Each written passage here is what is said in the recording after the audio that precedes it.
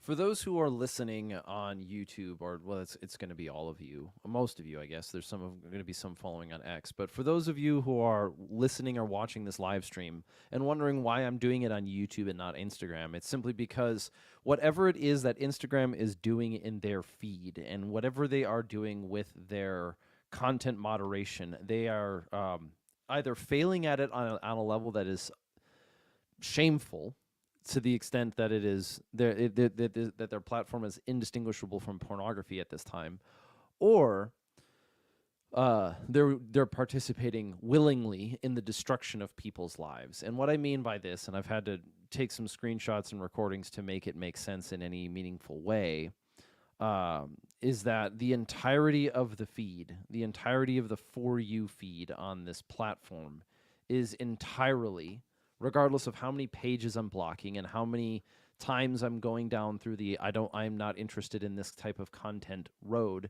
there is nothing in this in what you call the For You page um, that isn't you know adult themed content. And if their programming and if their coders are this incompetent at their job, I suggest they find a new one. But we're also talking on YouTube, and we're having this conversation in a setting that's slightly different than what's happened before. And of course, some people may come across this live stream after it's recorded, and that's just quite all right.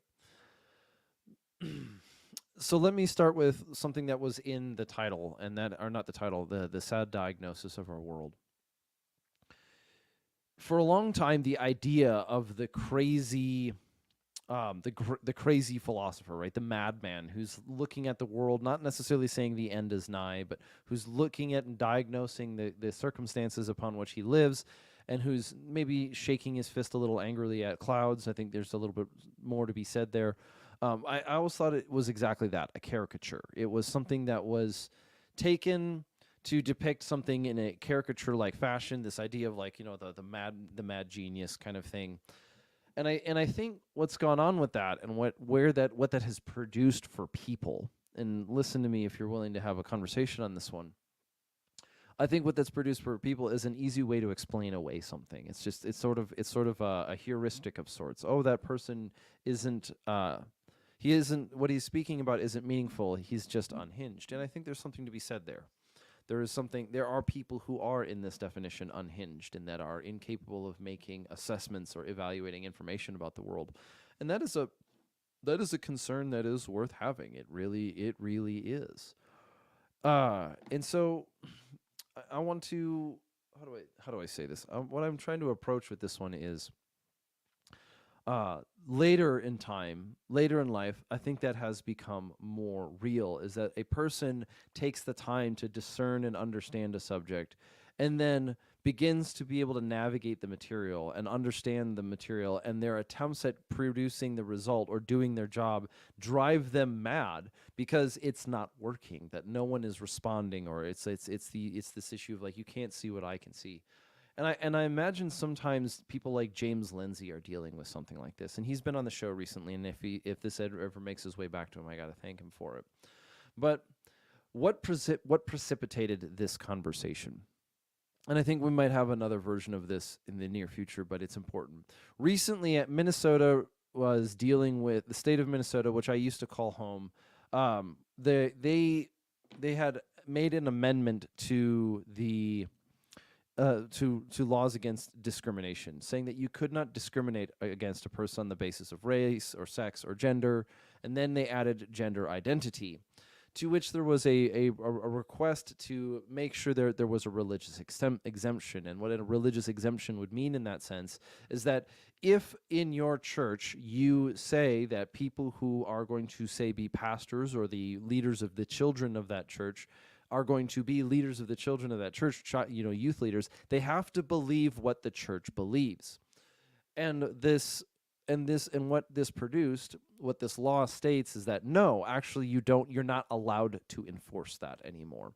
You're not allowed to require that a person believes in your religion to have political or even working authority over that institution, over your church. Your pastor, let's say your church is looking for a new pastor, and two candidates um, submit applications. One of them is a Christian who believes in what you believe, and the other one is an LGBTQ person. In this whole cultish mentality, you actually can't not choose the LGBTQ person without risking yourself a lawsuit of sorts or some sort of discrimination law, and that raises the question of like just what is going on here.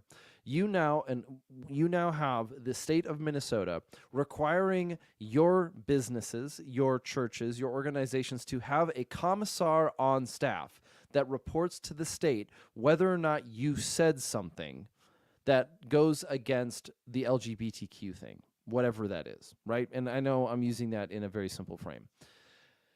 And this is an issue, right? We've seen this happen before. We've seen every time this activity arises in human history, evil is taking place, if not immediately, in the very near future. It is the establishment of commissars. It is the establishment of people whose job it is to inform on your organization to the government whether or not your organization is subservient in a religious fashion to that said government. And this is where the diagnosis comes in. On the one hand, I think we have something to be optimistic about. It seems like this secular age is coming to a close. And the secular age is something that I'll describe as, and this is not like entirely original to me, it comes from Charles Taylor, but the secular age is a time where belief in faith or religion or whatever is just considered one option amongst many. And that is the major distinguishing point. Faith, in this sense, is one option amongst many, effectively trivializing religion to the level of a fashion statement. A shirt you can take off and put back on. You can take off your faith and you can put it back on. It's trivial. It's not identity forming to you. But what is identity forming to you is the state or yourself. And that is what's changing here. I think the age of the secular is going away. It's coming to a close because it couldn't fulfill the needs that individuals have. Even Maslow's hierarchy of needs identifies the need for purpose or direction or meaning at the top of that hierarchy. Sure, if you don't have food, it's hard to consider purpose and direction. It's entirely difficult. If you don't have the means of providing for yourself, it's difficult to identify direction. But if you don't have direction at all, even the will to live fades. And so the secular age, this thing that I'm referring to as the secular age in reference to Charles Taylor, and I'm looking up there because I'm looking up at the books, I believe that it's coming to a close. And the result is going to, and that the result is that people are coming to a decision point in their lives. They have to, us, the millennials, is a really good example, but we have to make a decision. You either go left, which way, Western man? You either go left, or I guess I shouldn't say that because that's going to make it sound way too political, but let's just do it. You go left and you choose nihilism and the destruction of the family and the destruction of this country, the destruction of the world, the acceptance of blind denial of what's happening before your lying eyes. Or you go right and you have to subvert, or you have to go to the right, which is subservience to a higher cause. Now, why would somebody, you and I might ask the question, why would somebody not want to participate in a higher cause? For a higher cause invokes meaning and direction. It gives you a purpose to live and why you wake up in the morning and you make your food and you work. Like this is the thing that drives people. You either have, and this idea of a higher calling and meaning and movement is one option. You can choose that, or you have to take nihilism. And nihilism comes in many forms. Hedonism, it comes in self-destruction, abdication, or abnegation. And then nihilism ultimately ends in unaliving oneself. And I think I have to say it that way, otherwise the YouTube lords might not be happy with me. I can't really remember. And I want to make sure this gets out well. And so I think what I believe is happening for most of mankind, or at least the West right now, is that period, that summer sun where you didn't have to make decisions and nothing that you believed mattered is coming to a close. And now you're going to be tested by whether or not you actually believe what you believe. It's no longer socially convenient to be quote unquote neutral because it turns out there never was a neutrality. It was just sleeping under the rug or refusing to answer the question. And so what's going on, what I think that means is that for many of us in this world, now as the secular age comes to a grinding halt, or it gives away because it cannot produce the means of its own existence, its own survival, secularism cannot sustain itself because it does not provide, kind of like the Padme Amidala problem, it does not provide the material upon which the will to live is grounded. You might get by with naivety for some time, but eventually the world comes a knocking, and you must look to something higher, the heavens, to continue living, and secularism cannot provide that. And so naturally, there are two options, and they are, well, two primary options. And one is you will either become slaves to sin, which is the worship of the self and the self-destruction, or you must become, in a sense, slaves to righteousness. That means living for a higher cause. And all of our heroes are people, or should be people, who are held in honor for pursuing a higher cause, which isn't even as simple as it goes, because even then you have like religious zealots and you've got all these other issues, and we could kind of sift down these ideas into something simplified as or not something simplified, but we could sift these ideas down into, you know, like different brands of extremism, so to speak. But in this case, and what we're talking about here, what I think has happened is that time, that blissful time where you could, in some semblance of a manner, not make a decision. That time is up. That time is over. It's past. And where we are at now is you must choose which way, Western man. And so earlier this week, I put out an episode regarding guns and adult content. And why was that important? Well, what we have seeing going on, and I think what we're seeing going on in the world in front of us, is that people are sifting themselves into one of two camps. You either have a right to bear arms, or it's okay for children to look at adult material, or something like that. And I know that this sounds like a bit of a stretch. In fact, why would that sound crazy? Well, look at the environment that we're in. The president of Harvard had to step down not because she was doing a plagiarism, not because she was a rampant, well-known plagiarist, but because she didn't condemn the genocide of people on the basis of race. Now, why did she get fired for that and not this? Why did that happen and not the, oh, you're a plagiarist? Is because the values of the institution that she was a part of cared less about academic integrity and more about not being called the bad thing. That's as simple as it is. They do not believe in academics. They do not believe in academic integrity. They do not believe in the intelligence of the individual. They simply believe in the cultish worship of the self. This is the problem with Harvard. And so when characters like David Hogg graduate with a degree from Harvard, that degree is useless. He is being created in a frickin' lab to transfer wealth from one account to another account through the course of through the course of loans. Sorry. So there are a number of people who go to universities and go to colleges whose sole purpose in their participation in that university is to make somebody else money. And they usually fall along the lines of kind of like the communists or whatever. It's just, and the issue is that you're not in an environment that works well for you, which sounds, again, kind of like an unhinged rant. And perhaps I might be so bold as to say, academics are not for everybody. If plagiarism is your only means of producing meaningful, or not meaningful, if plagiarism is your only means of producing a dissertation, you should not be considered a doctor. You should not be functioning as a doctor with a doctorate. You should not be allowed to pass go. You do not meet the basic requirements. But instead, we bend the rules. We break the rules. We make it easier for immoral people to skate through the lines. This is the same issue that we've seen in the past. What was the problem with women in special operations?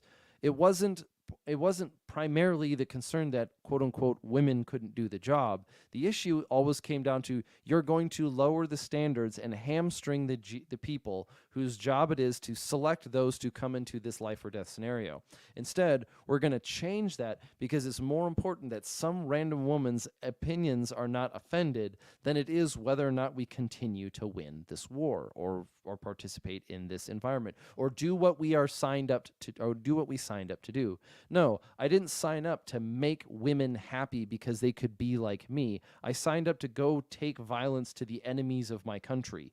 That's what it means to be in the military.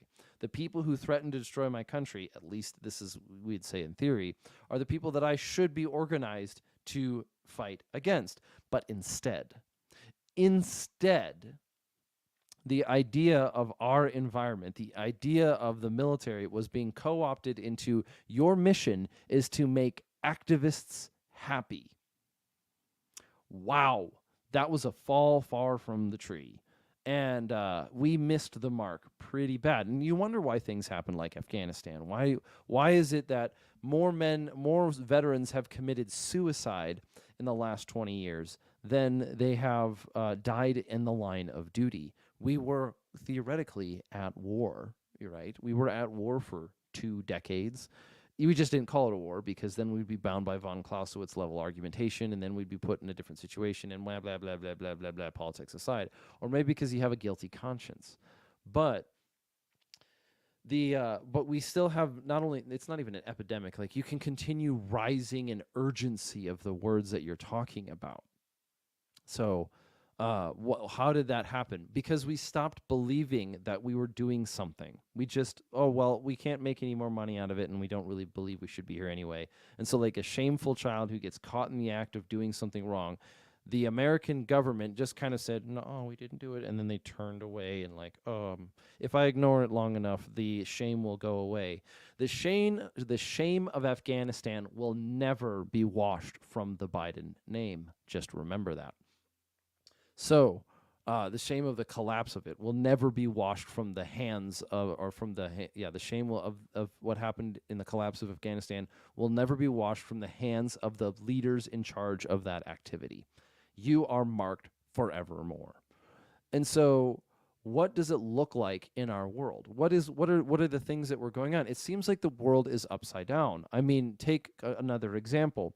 Recently, it's kind of been a chatter in the firearms industry, in the gun space, about this judge from North Illinois, who made a ruling of sorts that people who are not citizens of the United States, who come here through illegal means, the Second Amendment applies to them. This is a problem. This is an interesting problem because on the surface level, it's an argument of whether or not she did was right, whether or not what she did was right. Was her ruling right? Do non-citizens have a right to bear arms? And for a minute, and I think if this is intended to be a trap, it's a quite witty one. It's actually quite well done. I think it's a witty problem because we're looking at an issue, and don't get me wrong, I don't necessarily believe that the judge who made the decision is actually all that witty. I think it's just the witfulness of a sinful nation. But it creates a problem for gun culture, and that problem is, which one are you going to do? How are you going to, like, you have to choose between, well, the government can't regulate me, but it can regulate them, or it's either the Second Amendment only applies to certain people and it doesn't apply to other people. And we might have to deal with like dishonesty, and we might have to deal with issues with dishonest interlocutors, or just simply the idea that in the way that it's being presented by the world that we live in is rules for me and not for thee. But let's take the issue at face value. So a person who is, we're going to call them an illegal, what do you call it? Is it invader now? Is it migrant? I don't know. It doesn't matter what you are. Somebody who has entered into this country illegally was sort of in trouble for having possession of a firearm. And the question was, were they justified in having that firearm? And the conclusion, the ruling was made was, well, the Second Amendment applies to all people. Now, what does that mean? What does what does it mean that the Second Amendment applies to all people? Well, if you're going to take the joke that is being criticized as Christian nationalism, you're going to say that by being, by nature of being man, created in the image of God, I, as an individual, have a right to pursue the means of self-defense. I have the right, not and that which is I have the right, which is an obligation on other people not to infringe on, to it is a moral obligation of others not to infringe on my ability to be able to defend myself. I am not obligated to be able to attack others without moral compromise or moral conditions. Rather, so long as I am not harming another person, so long as I am not infringing on another person, I have a right to what's that even that even makes it more complicated. By the simple fact of being a human being, it doesn't matter whether I'm an American or a French or from a Slavic country or if I'm from Mexico or whatever. By nature of being human, I have a right to pursue the means of self-defense. I have a right. That's like this very worldview basing subject, right? And that would be, as a human being, I have a right to pursue it. It doesn't matter whether I'm a citizen or whatever. Sure, this is true, but that right can be, let's just say, in a sense, voided. It can be not dismissed, maybe dismissed. We'll use the word dismissed for now. And an example is, if I attempt to commit murder, I void my own right to life. I void my own right to, say, self-defense. And that is the basis of our concept of law. That is the basis of our concept of even the right to bear arms, in a sense, is that we exist in a world that by nature of existing as a human being, I have a right to bear arms. But if I do something, if I do certain things, if I make certain decisions, if I do certain things, then I void that right to life. For example, the attempt to murder somebody. And where the line gets very muddy with a lot of people tends to be property. So the problem that you're dealing with here, and you're dealing with this issue of illegal migrants owning guns, and this issue with illegal migrants or illegal immigrants or whatever the damn word that you want to call these people are,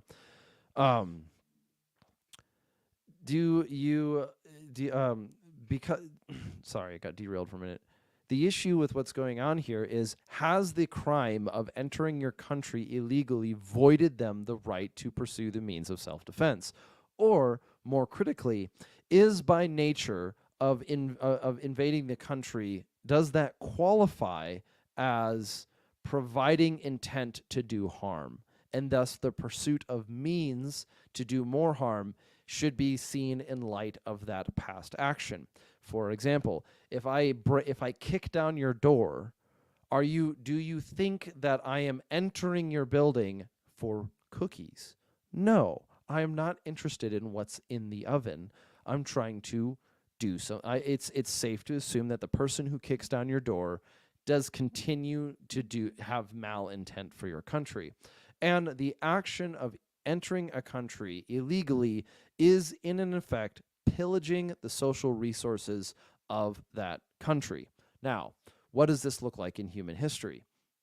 How do we make justifications for things like Europeans traveling across the Atlantic Ocean and settling the New World?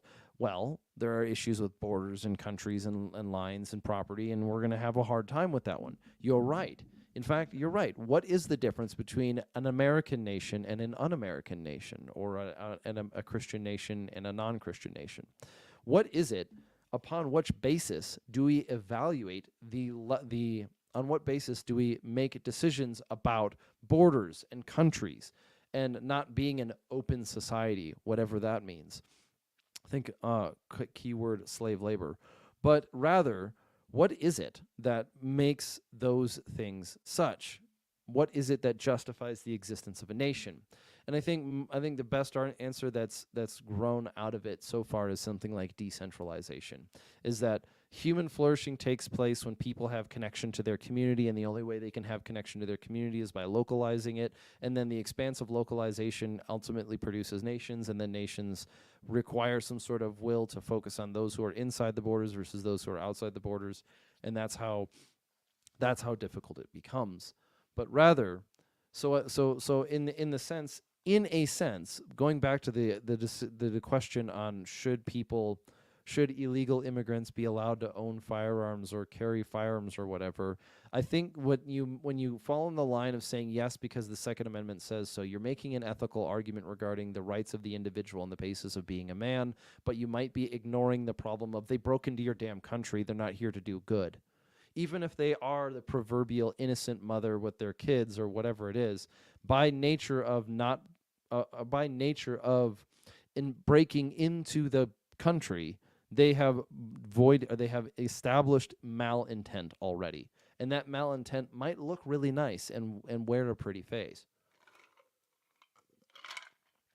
or as the annoying memes go, something like "big booty Latinos." It's in clear. So there's there's a couple comments that have popped up here. It's if it's held to be self-evident. And then I think the threshold starts and ends with free speech in a complex way. You can't trust a leftist to determine what free speech is. They're incapable of understanding it. If a person is going to talk about free speech but wield that unevenly, then they're not dealing with free speech. You got to be careful about snakes in the grass. And I mean, I guess I jumped a little hard on saying on the left. I think I need to make a correction there. But this is what I think is going on with the decision by this judge, which again, this is North Illinois. We're looking at Chicago type areas, a certain specific environment. I think it's safe to assume or safe to understand that what is probably going on here is rules for me and not for thee. That's really all it is that if it's somebody that I align with my tribe, then I get a certain set of rules. We are on an ontologically different level than you. And by nature of being part of my tribe, I am the good and you are the evil. And the thing about it is that they probably believe that. Whereas the alternative option, the people who are thinking about this rationally and religiously and in good faith arguments, are not able to intellectually comprehend the baseness of evil. I mean, they are, but they might not be willing to. So I'm going to keep reading on here. It's comment by Jacob Roberts. It's clear intent to violate the law by merely breaking into the country. The common denominator amongst those who came in illegally is that they live by the ends justify the means. That they are, well, that they live by ends justify the means. I think there is something to be said about risking one's safety and security for a better life. But I don't think that means that just because I want to risk something for a better life, I get to do it without consequences. If you want to try to come to America and live in America, the risk that you face is deportation. And if you can't accept the risk of it, then don't poke the bear, I guess. The system doesn't need to change because you're corrupt or you're evil or you're willing to try to steal somebody else's stuff. So hold back free speech, hold back a lot of open options. You must act in place of your lack of words. You must act in place of your lack of words. I don't think free speech applies. It's not that I don't think free speech applies to all people. That's not the right word. I think the defense of free speech is just is willingly wielded unevenly.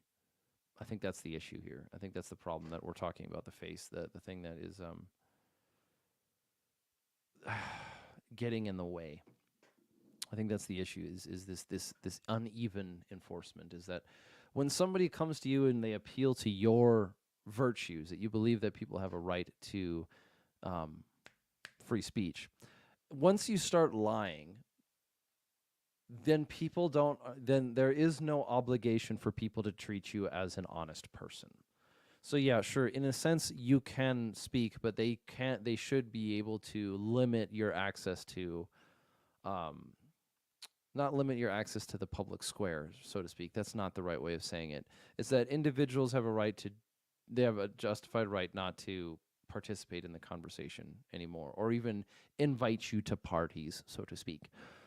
And so the issue here then is that the issue with the idea of free speech is how does free speech defeat people who storm the halls of academia with their illiterature, their illiteracy, and they demand that you respect them as high academics. And I think the issue is that You don't, you ignore them, you discern that they have lied about, they've plagiarized, and you remove them from those positions. And if they, I think that's as simple as it is. It's just if you're the president of your school is a plagiarist, you fire them. And if the people who do not, the people responsible for firing those people are not willing to do them, then you fire them as well. And you continue down the line until there's not a single brick left of that building. If everyone is going to defend the person whose existence invalidates the legitimacy of the institution, then you have to recognize that the institution itself is illegitimate.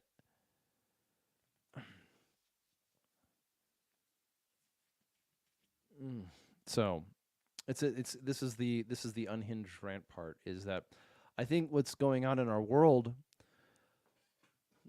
I think what's going on in our world is that we are being continuously, in the West, we are being continuously subjected to moral injuries, which lead to demoralization that causes people to give up hope and give up any will to continue living. And I think this is at the root of it. I think as we come to the end of the secular age, which is what I was starting to talk about at the beginning, as we come to the end of the secular age, and as we come to the end of that era where neutrality was an assumed possibility, what you're realizing is that those who are choosing the way of nihilism cannot abide the existence of those who believe in a higher power or a higher authority. And we've seen this before. It quite literally took place in the collapse of Rome. The Romans blamed the Christians for undermining the public institution, and the thing that they were undermining took place in their mind. That by saying, we believe that truth comes from God, not from government, the government says, you are denying my existence, which was not true. Which was not true it was not true at all. And so when you believe in the idea of rights and higher power, what we're dealing with in the situation with gun culture and this judge who claims that an individual has a right to bear arms, which we do agree with, she is using language that she doesn't believe in to support individuals that I think this is what I think is going on. This is just my opinion, I guess. I think that she is using language that she doesn't believe in to support people that she considers her team. It's rote tribalism, simplistic tribalism in that sense. And I think it goes wrong. I think it goes quite wrong quite quickly. And so in order to challenge that notion, in order to challenge that idea or correct that problem, we have to recognize that only that the people who do not believe in the institution itself or in the legitimacy of the institution, oh geez, I got this hair in my nose and it's allergy season. The people who do not believe in the legitimacy of the institution should not have control at the reins of power. They should not be the ones wielding the so-called ban hammer. Oh yeah, and that's just quite as simple as what it looks like. And so they should not be functioning as judges, right? Like I don't debate plumbing with people who don't believe in pipes, and the person says I don't believe in the rights of the individual. So whatever. If they don't believe in it, then they shouldn't have the authority to control it. Jacob Roberts asks, as goes the secular age, so goes the age of individualism. It feels like there's a movement of tribalism both sides of the coin. In a sense, yes, I think you're correct. In a sense, yes, the part of individualism is that states the only thing that matters about religion is that you believe it or don't believe it will go away. The individual part of that, there will be a bit of a collective approach. I don't mean this in collectivism. I think there will be a little bit of, I'll call it corporate participation, and that's not the right word either. I think technically it's the right word, but it doesn't fit in our language that we're using it right now. In other words,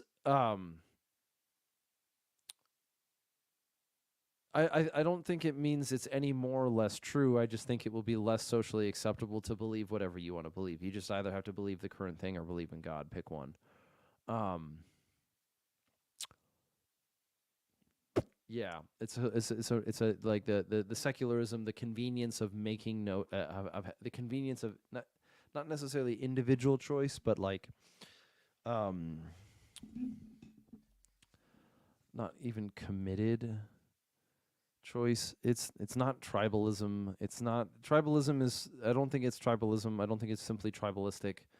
I think it's actually much more deeply rooted in sort of a theological foundation. Like it's not just us versus them. I think that there will be us versus them. I think the world will organize itself. I think the world that we're looking at is going to continue to organize itself into what we might call camps or tribes, but it's not rote tribalism. Rote tribalism is like tribalism is the existence of okay. Rote tribalism is simply it's either a descriptive or a prescriptive concept. In a descriptive concept, it's saying, oh, tribalism is those different groups of people warring amongst each other on the basis of being a part of different tribes or having their own, you know, the existence to the tribe is more important or is paramount to the individual. Whereas I think like prescriptive tribalism, that's descriptive. Prescriptive tribalism argues that by human nature we build tribes to create us versus them scenarios, and I don't particularly agree with that. Um, I think that there are different sides. I think there are things like different sides and different issues because there are things like good and evil. And some people choose evil for the sake of doing evil. They enjoy doing evil. And in pursuit of their enjoyment of doing evil, they pursue more evil at the cost of other people. And that is a part of good and evil. Now, is it congregationalism? I don't think I know. I don't think I know what you mean by congregationalism immediately off the top of my head, without it simply being a different word for tribalism. How is congregationalism different from tribalism? That would have to be an important question, because it doesn't immediately. Is it willing? Is the difference between congregationalism and tribalism that in congregations you have willing participation, what like voluntary participation? That there are people who volunteer to be in a congregation, but there's people don't volunteer to be in a tribe. Like I am of the such and such tribe, or I am of the such like I am of the Swedish and German meta tribes, or I'm of the American tribe. Is that what your argument is? Is that congregationalism is different because it's voluntary? Uh, no. I think what it's going to be is that you'll have differing worldviews that one cannot abide the existence of the other. That's what I think is going to go on. Is that the world of imago imperium will continue to grow. That the malice of mankind will continue to grow into self-worshipping self-worshipping ideologies, particularly that are taking place in the modern world right now with what it means to be queer is another example of self-worship. And I don't and it's like this is the part that will probably this is where the unhinged rant part might come out again. Um, but here's where the unhinged rant comes out again. Is that um when the definition of queer as presented by its advocates is this idea of an identity without an essence, and an identity without an essence sounds like somebody using words that they don't really know what they're using. Like they're like, oh, you're using words, but you don't really get it. And that's how we typically dismiss it. And the right is very foolish and stupid in the sense that it constantly dismisses people who say certain things as using words that they don't understand. And the reality is, no, the right is not making, or the American political right is making a mistake in thinking that the people who say, I am queer, I have an identity without an essence, are not saying those words knowing what they mean. But I digress. So the idea of an identity without an essence sounds something kind of like 1960s philosophical mumbo jumbo. But the problem is it's not. This isn't some sort of mysticism simplified into a bunch of words that makes somebody sound smart. This isn't navel gazing. An identity without an essence is an important concept. It's an important concept in the history of philosophy, particularly that of metaphysics. Now, an identity without an essence is an identity without an essence is a self-sufficient identity. It is an identity that doesn't require anything pre-existing it, its creation, or whatever, to exist. You and I are not self-sufficient identities. It is not, there are self, we are, oh, sorry, it is a self, or you and I are not self-sufficient identities. I keep reading the comments and getting interrupted. My bad. So yes, if you're listening and you leave comments, I will get back. I will be able to respond to it. Um, but my point on this one is this idea of a self-sufficient identity is a classic definition for God. It has no creation. Its essence is itself. It creates its own self, its own essence. This we might go, oh well, like essence, like essence.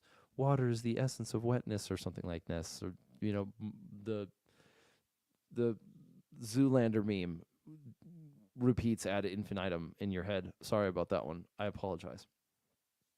But the so what you have is you have an entire group of people that are being propped up as sort of religious leaders by the state, and their religious doctrine is I am God.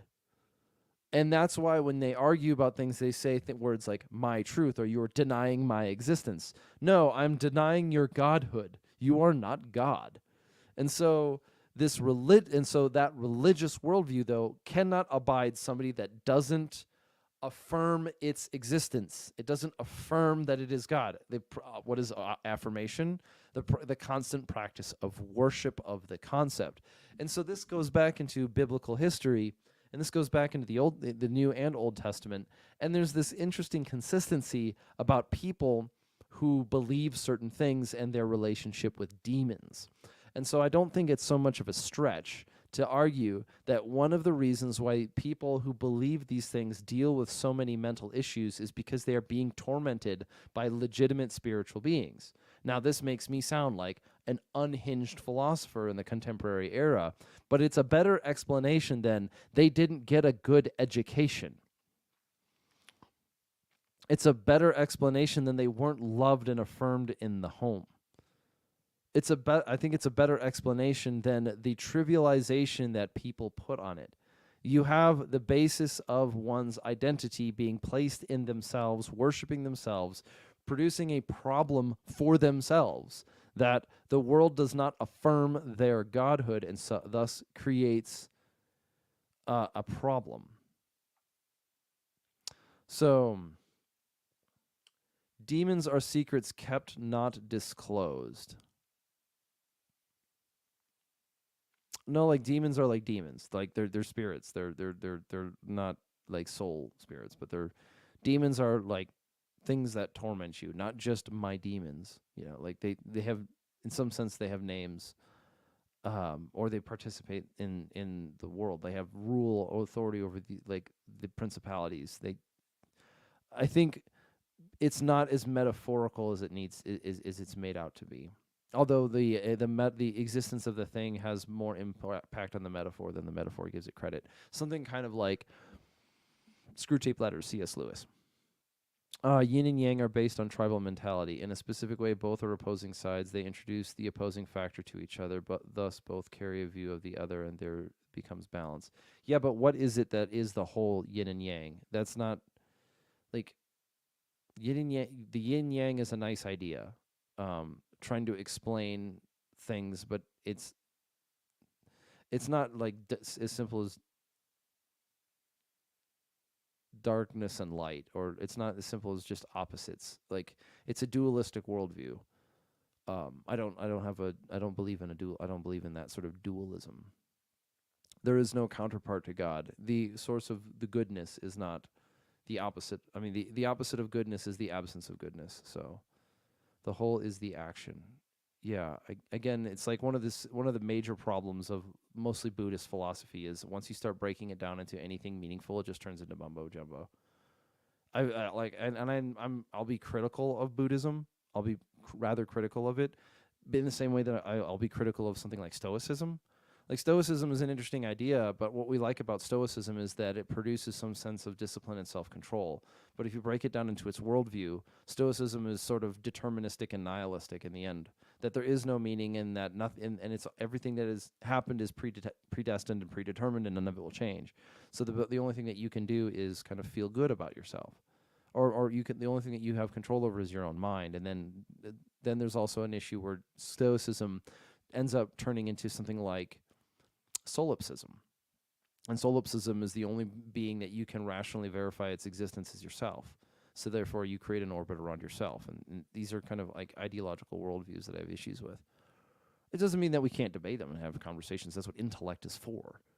That's what we can do. So yeah, well, there you go.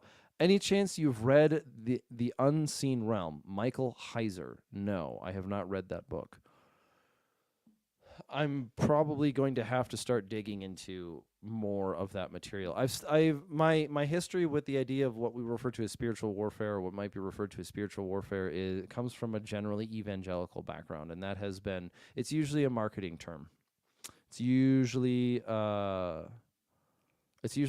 marketing ploy. Like it's sort of like it drums up a sense of urgency. I recently recorded an episode saying no, there isn't a war on masculinity, and it's a similar vein. It's sort of to give you this idea that you're participating in something, but it can't meaningfully distinguish itself from just rote mysticism, saying magic spells and casting out demons and stuff like that. It's just like that's it doesn't. I have my skepticism. However, at the same time, I don't believe that it is not real. I don't believe in such that there is not such thing as like a spiritual conflict. I don't believe that the New Testament writer Paul would reference something like the armor of God. I don't think that he would speak about something like that flippantly and then just say it's a cute metaphor. Don't make it personal. I think that there are things is in other words, our conflict is not against the rule. I can say our conflict is not against our struggle. I got to read this. It's our struggle is not against flesh and blood, but against the rulers, against the authorities, against the powers of this dark world, and against the spiritual forces of evil in the heavenly realms. I believe that. What I don't believe that most versions of Christians' examples of spiritual warfare are doing is the warfare part. They're all the spiritual with none of the warfare. Where, in other words, where are the strongholds? If you're going to talk about strongholds in people's lives, where are them? How do you destroy them? If the answer is, well, you don't, you just abide their existence, then it's not a war. It's not a war. Don't call it a war if it's not a war. And so, cool. Which then leads into a little bit of the conclusion here, and I think I can wrap it up here in the next, I don't know, we're at 47 minutes. I think it can be done in 10. So the sad diagnosis of the West is something like this. And if you got time, you want to leave comments or if anything like that, I can try to answer a couple of them before we close.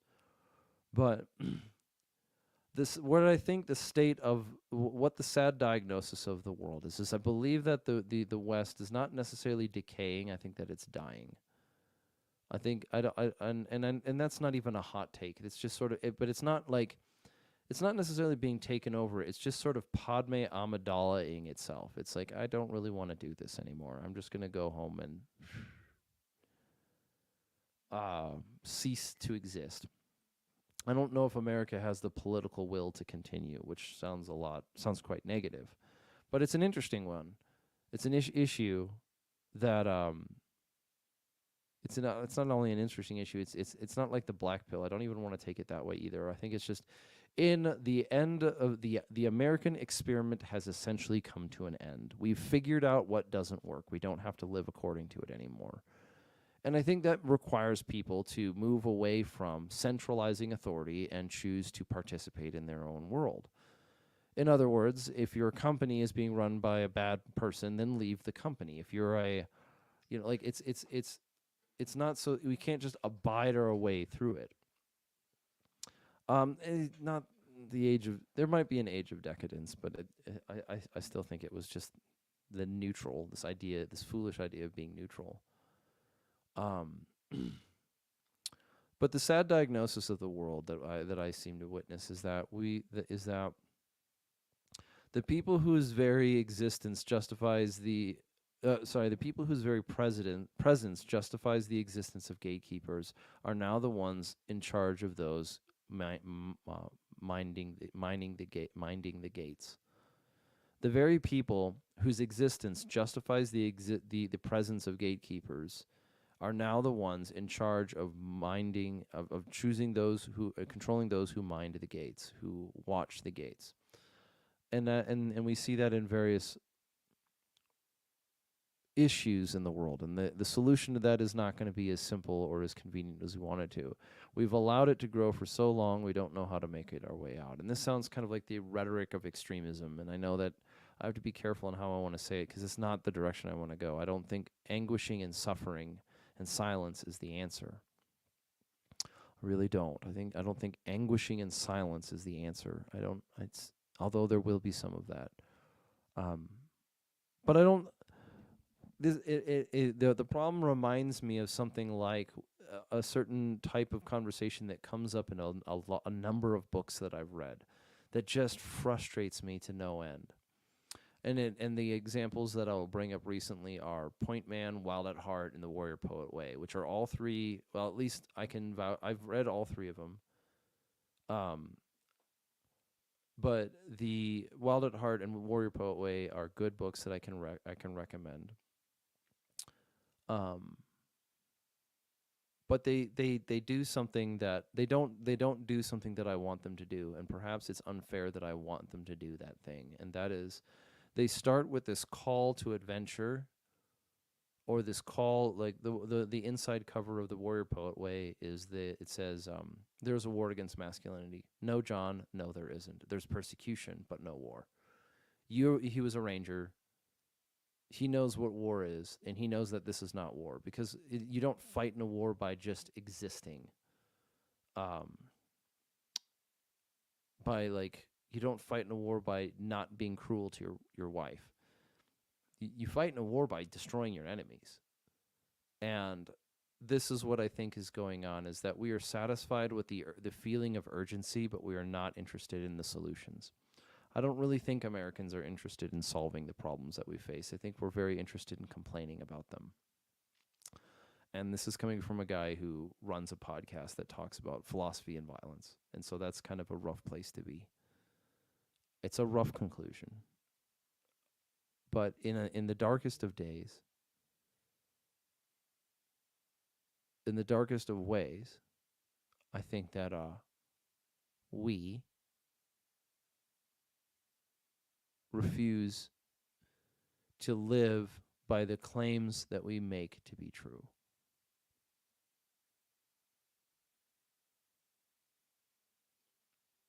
That belief has ultimately become just to ourselves. In many ways, it is rooted itself in ourselves as nothing but a fashion statement. Oh, no, I'm getting... And as a result, that is driving people to their ends, and they must choose one. And those ends look like a fork in the road. You either go towards nihilism, whether it's hedonism or whatever David Hogg thinks about, or celebrity worship or whatever, or the right, and that is subservient to a higher power, which is in Christ. So the diagnosis is that we live in a state of a world that we cannot fix. I don't think Americans, if they rallied together and became moral all of a sudden, would fix all the wrongs. I don't think if we prayed more, everything would just become better. I think that the issue is that we need to start looking at solutions and our worldview going forward, and what our goals are, not simply on the utilitarian concept of having human flourishing, but doing what is right for the sake of it being right.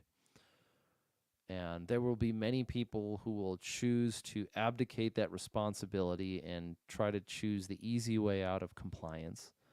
And the one thing that they should not be afforded is the credit of being considered courageous. So, in conclusion, the sad diagnosis of the world, sad diagnosis, I guess, is the grounds to its own solution, and that is that we lack the will to continue functioning in the farce that is loose secularism, to be trusting our lying eyes and making decisions, owning our property, taking care of our families, building our homes. And the anguish of the West is primarily being driven by believing that we can function as if we were honest while lacking integrity. That we can have our values without putting our money down. We can have our values without putting our money where our mouth is. And that's and you see that on the border, and you see that with COVID, and you see that with gun rights, and you see that with food, and the people who are doing evil actually believe in what they believe. So if you want to find solutions to it, dig down into your soul and figure out what it is that you actually believe. Not what you think you believe, not what you want to be known for believing, but what do you actually believe? What is the core truth that you understand, that you are subservient to? Is it that whatever I think is, must be? Or is that there is something greater than me that dictates reality and I don't get to have control over those reins? So, with that, we're going to end the stream. Your differentiation between persecution and war harkens back to free speech. Words matter. Yes, of course words matter. The idea that what you say doesn't mean anything is the closest thing to nihilism, is like intellectual nihilism. I just need to express myself. No, you need to you need to do it accurately. It's not everyone else's fault to figure out what you think. The age of decadence, sure, but even then, that's a bit of a cop out. If you want to talk about indoctrination, there's a difference between. I mean, how do you even approach indoctrination?